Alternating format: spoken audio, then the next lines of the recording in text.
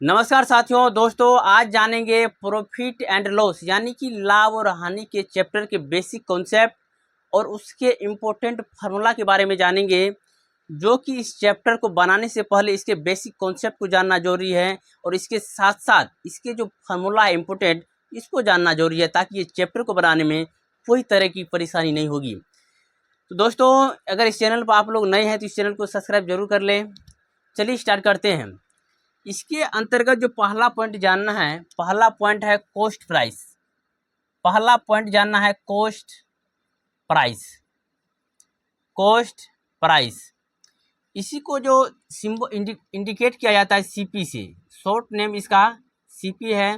क्रय मूल्य को अगर सीपी लिख देते हैं तो वो इसी का मतलब वही हुआ, ठीक है। कॉस्ट प्राइस इसका हिंदी होता है क्रय मूल्य। क्रय मूल्य, क्रय मूल्य कहिए या लागत मूल्य कहिए, क्रय मूल्य कहिए कि लागत मूल्य या खरीद मूल्य, मतलब तीनों का मतलब एक ही होता है।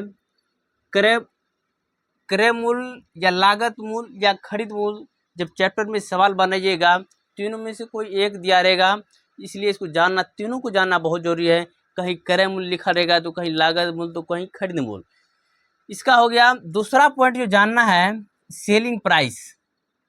सेलिंग प्राइस, सेलिंग प्राइस इससे जो डिनोट किया जाता है एस पी से, इसको शॉर्टकट में एस पी बोला जाता है। इसका जो हिंदी होता है इसका विक्रय मूल्य। विक्रय मूल्य कहिए या बाजार मूल्य कहिए, बाजार मूल्य कहिए, ठीक है।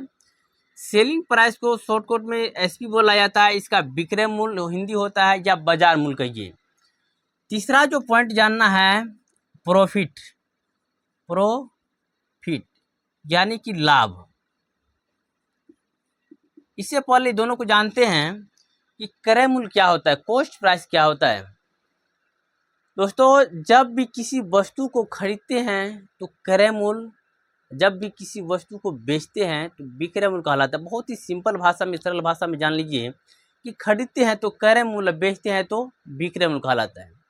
ये लाभ क्या होता है, जब किसी वस्तु को जिस रेट से खरीदे हैं, जितना में खरीदे हैं, अगर उससे अधिक में बेचते हैं, सेलिंग करते हैं, तो वही क्या कहलाता है, लाभ। और जब किसी वस्तु को जितना में खरीदे हैं अगर उससे कम में अगर बेच दिए, वही क्या कहलाता है, हानि कहलाता है। तो लाभ में क्या होता है, हमेशा एसपी जो होता है, मतलब विक्रय मूल्य जो होता है, बड़ा होता है किससे, सीपी से। मतलब जितना में खरीदे हैं, जितना में खरीदे उससे अधिक में बेचे हैं तो क्या होगा, लाभ होगा। चौथा जो पॉइंट जानना है लॉस। लॉस यानी कि हानि। दोस्तों, ये क्या होता है कि जितना में कोई वस्तु खरीदे हैं अगर उससे कमी में बेच दिए, सेलिंग कर दिए, तो वही क्या कहलाता है, हानि यानी लॉस कहलाता है। हानि में क्या होता है, हमेशा विक्रय मूल्य होता है छोटा होता है किससे, क्रय मूल्य से। मतलब कि जितना में खरीदा उससे कम में बेचा है तब हानि हो रहा है। तो हानि में क्या होता है, हमेशा विक्रय मूल्य छोटा होता है क्रय मूल्य से। और लाभ में क्या होता है, हमेशा विक्रय मूल्य बड़ा होता है क्रय मूल्य से। ये चौथा पॉइंट था। एक पॉइंट और जानना है, वो होता है ऊपरी व्यय यानी कि ओवरहेड। पहले ऊपरी व्यय लिखते हैं, ऊपरी व्यय। इसका क्या होता है, ओवरहेड एक्सपेंडिचर।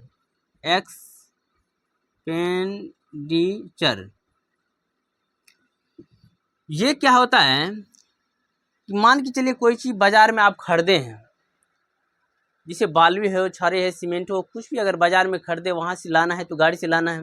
मान के कोई ट्रैक्टर भाड़ा किए और वहाँ पर मान के चलो कुछ 5,000 में खरीदे, ठीक है। वहाँ से लेकर के जहाँ अपने घर तक जो लाए हैं 500 रुपये भाड़ा लिया, तो वही जो अदर जो 500 रुपये जितना में खरीदे हैं, अदर जो अलग जो भाड़ा लगा है, वही क्या कहलाता है, ऊपरी व्यय। यानी कि एक्स्ट्रा जो उसमें खर्च पड़ा है वही क्या कहलाता है, ऊपरी व्यय। यानी कि जितना भी ये क्रय मूल्य है, उसके बाद जितना भी जो ऊपरी खर्चा हुआ, इसको क्या करना है, जोड़ देना है। मतलब जी कोई भी वस्तु अगर 500 में खरीदे हैं, अगर 100 रुपये भाड़ा लगा है, इसका मतलब उसको ये कहिएगा क्या 500 रुपये लगा है, इसका मतलब 600 रुपया लगा है, वो दोनों को जोड़ दिया जाता है क्रय मूल्य में। यही जो अदर जो चार्ज लगता है खरीदने से, जो एक्स्ट्रा जो चार्ज लगता है वही क्या कहलाता है, ऊपरी व्यय। ये था प्रॉफिट एंड लॉस चैप्टर का बेसिक कॉन्सेप्ट, जो जानना बहुत जरूरी है। अब जानते हैं इस चैप्टर को बनाने के लिए किन किन इम्पोर्टेंट फार्मूला का उपयोग होता है, इसके बारे में जानते हैं। आइए देखते हैं दोस्तों। पहला जो फार्मूला होता है प्रॉफिट यानी लाभ का, लाभ का जो फार्मूला होता है, लाभ का होता है विक्रय मूल्य माइनस क्रय मूल्य, विक्रय मूल्य माइनस क्रय मूल्य। इसी फार्मूला से आप तीन चीज निकाल सकते हैं, या तो कर लाभ दिया है, विक्रय मूल्य अगर निकालना हो इसी से बन जाएगा सूत्र, क्रय मूल्य का भी इसी से सूत्र बनेगा। मतलब कि कहने का मतलब इससे अगर विक्रय मूल्य निकालना है आराम से बन जाएगा। विक्रय मूल्य अगर निकालना हो तो क्या करना है, इस क्रय मूल्य को इस साइड भेज देते हैं, यानी कि क्या होता है क्रय मूल्य प्लस लाभ। ठीक है, इसी सूत्र से आप जो है विक्रय मूल्य निकाले, उसी हिसाब से आप क्रय मूल्य भी निकाल सकते हैं, एक सूत्र से। मेन चीज जानना यही जरूरी है। दूसरा जो होता है फॉर्मूला, ये होता है हानि। हानि का फॉर्मूला क्या होता है, क्रय मूल्य माइनस विक्रय मूल्य। ठीक है, इससे भी आप तीन फॉर्मूला बना सकते हैं, एक समझ जाइएगा तो आप बन जाएगा। उसी प्रकार से अगर इसमें मान के क्रय मूल्य निकालना है तो क्रय मूल्य का क्या सूत्र हो जाएगा, क्रय मूल्य का अगर निकालना है, क्रय मूल्य निकालना है तो ये विक्रय मूल्य इससे आना है, मतलब इसके सूत्र बन जाएगा विक्रय मूल्य प्लस हानि। ठीक है, उसी प्रकार से अगर इसी में अगर बोल दिया विक्रय मूल्य निकालना है, तब क्या करेंगे, अगर विक्रय मूल्य निकालना है यहाँ पर, अगर विक्रय मूल्य निकालना है तब विक्रय मूल्य निकालना है तो क्या करेंगे, आपकी बार इसको भेजेंगे इधर, इसको भेजेंगे इधर, यानी कि क्रय मूल्य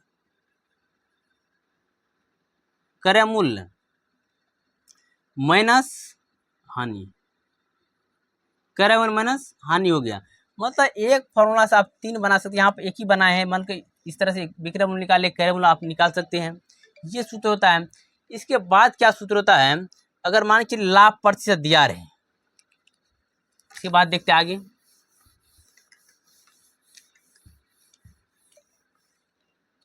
इसके बाद देखिए अगर लाभ प्रतिशत दिया रहे, लाभ प्रतिशत रहने पर, लाभ प्रतिशत रहेगा तब, लाभ प्रतिशत रहने पर, अगर लाभ प्रतिशत दिया रहेगा तब क्या करना है, अगर लाभ प्रतिशत दिया रहे, अगर निकालने बोल दे सूत्र जो क्रय मूल्य निकालिए, क्रय मूल्य निकालना है, क्या होता है इसका सूत्र, विक्रय मूल्य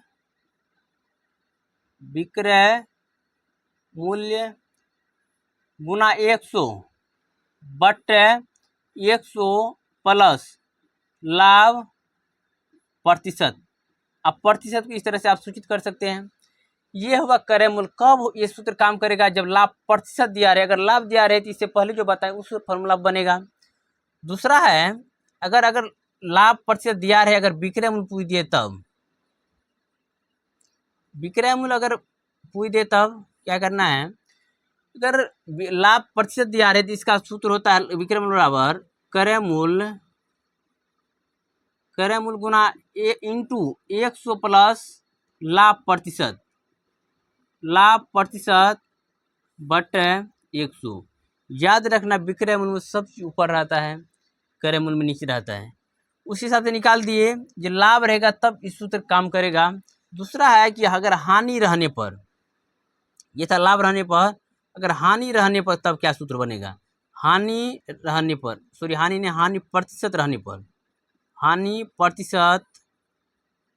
पर, अगर हानि प्रतिशत सवाल में दिया रहे, उसके बाद अगर क्रय मूल्य पूछ दे, विक्रय मूल्य पूछ दे, तब क्या सूत्र होगा देखते हैं। अगर क्रय मूल्य पूछ दे तब क्रय मूल्य बराबर हो जाएगा विक्रय मूल्य गुना 100 बटे 100 माइनस हानि प्रतिशत। ठीक है, अगर हानि प्रतिशत दिया रहे तब क्रय मूल्य पूछ दे तो इस तरह से आप सूत्र लगा सकते हो सवाल। दूसरा है, अगर हानि प्रतिशत दिया रहे अगर विक्रय मूल्य पूछ दिए तब, तो विक्रय मूल्य का जो सूत्र होता है, विक्रय मूल्य बराबर सूत्र होता है क्रय मूल्य